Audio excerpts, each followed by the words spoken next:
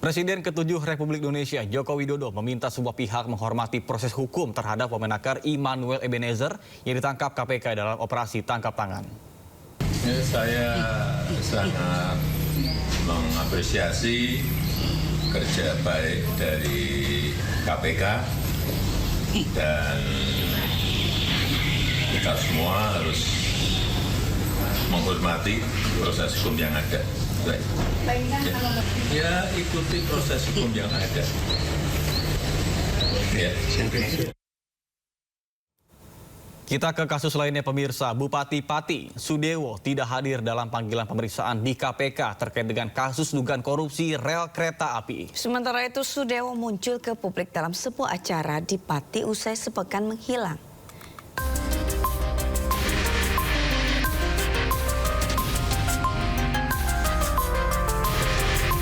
Komisi Pemberantasan Korupsi memanggil Bupati Pati Sudewo untuk diperiksa sebagai saksi terkait kasus dugaan korupsi proyek jalur kereta api Jumat kemarin.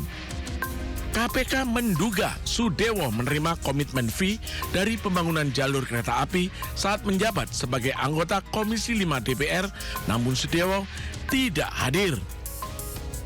Ada pemanggilan kepada yang bersangkutan terkait dengan dugaan tindak pidana korupsi pada proyek pembangunan jalur kereta ya, khususnya di wilayah Jawa Tengah. Kita tunggu apakah nanti yang bersangkutan hadir memenuhi panggilan. Sementara itu, usai sepekan menghilang pasca demo besar-besaran dan dikabarkan sakit, Sudewo muncul ke publik dalam sebuah acara pramuka di Pati. Baru muncul Pak di kantor, tanda tangan koordinasi. Kemarin ke Jakarta juga Pak infonya Pak? Di Jakarta ya, karena itu APKASI, ada rapat APKASI Asosiasi Pemerintah Kabupaten Seluruh Indonesia, dan juga menghadap Pak Menteri PU. Kalau tadi Pak kemarin Pak, sudah sembuh berarti ya? Ya, alhamdulillah doanya. Angket gimana Pak Bupati? Ya, monggo saya menghormati proses di sana berjalan. Kalau dipanggil siap datang Pak ya? Ya, insya Allah.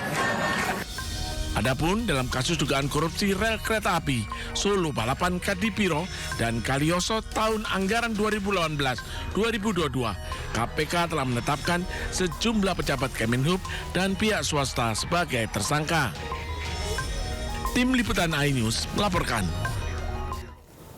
Pemirsa, rapat Pansus Hak Angket dari DPRD Pati kembali digelar dengan pemanggilan mantan Kepala Badan Pengelola Keuangan dan Aset Daerah Pati. Terungkap kenaikan PBB P2 hingga 250% dilakukan tanpa kajian dan rapat pertama berlangsung di rumah pribadi Bupati Pati Sudewo. Warahmatullahi wabarakatuh. Salam yang hadir yang bisa mengikuti secara langsung di kantor.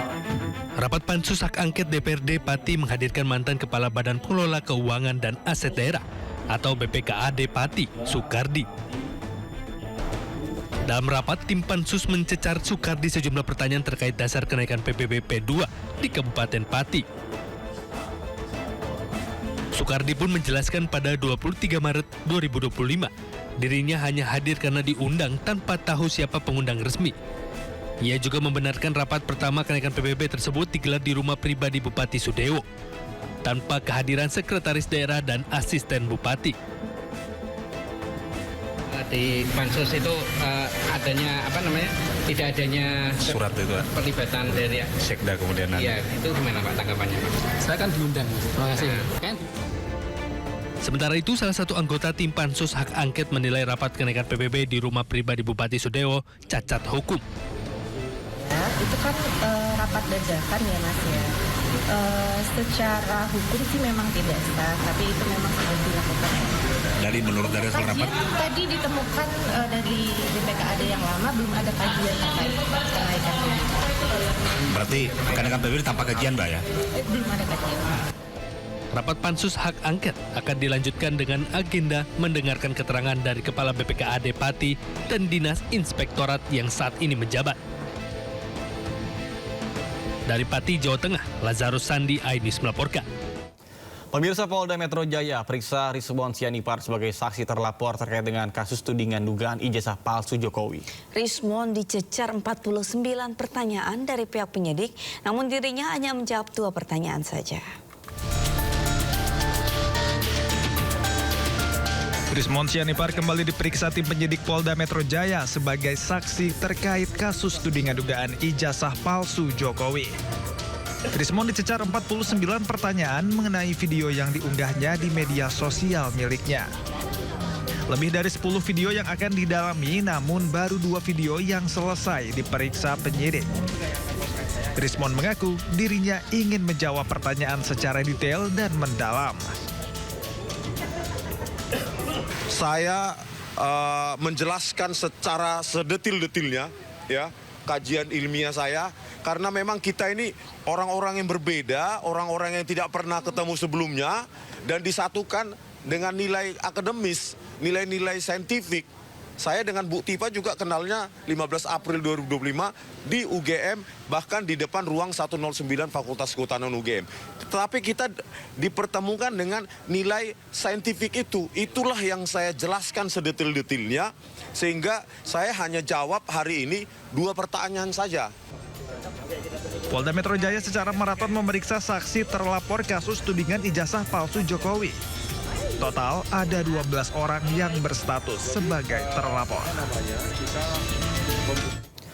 Sementara itu, Rektor Universitas Gadjah Mada Yogyakarta, Ova Emilia, mengeluarkan pernyataan resmi terkait dengan isu ijazah Presiden ke-7 Republik Indonesia, Joko Widodo. Ya, Ova tegaskan Jokowi merupakan alumni UGM dan pihak kampus telah memberikan ijazah yang sesuai kepada Joko Widodo.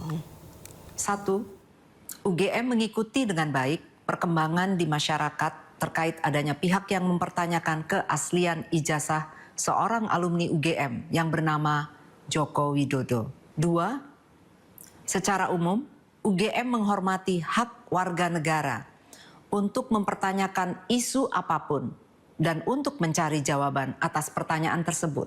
3. UGM sudah menyatakan beberapa kali secara tegas bahwa Joko Widodo adalah alumni Universitas Gadjah Mada. 4. UGM memiliki dokumen otentik terkait keseluruhan proses pendidikan Joko Widodo di UGM. Dokumen ini meliputi tahap penerimaan yang bersangkutan di UGM, proses kuliah selama menempuh sarjana muda, pendidikan sarjana, KKN, hingga wisuda. Informasi yang lebih rinci telah dirilis dalam bentuk podcast di sini. 5. Joko Widodo dinyatakan lulus dari UGM pada tanggal 5 November 1985. Dan UGM telah memberikan ijazah yang sesuai dengan ketentuan kepada yang bersangkutan saat diwisuda tanggal 19 November 1985. 6. Sesuai ketentuan hukum, UGM dapat menyampaikan data dan informasi yang bersifat publik dan wajib melindungi data yang bersifat pribadi. Hal ini berlaku untuk semua hal dan diterapkan untuk semua sivitas akademika UGM, termasuk alumni. Kelaparan masih meneror warga Gaza. Jumlah kelaparan terus meningkat. Informasi selengkapnya usai jeda di Sindo Today.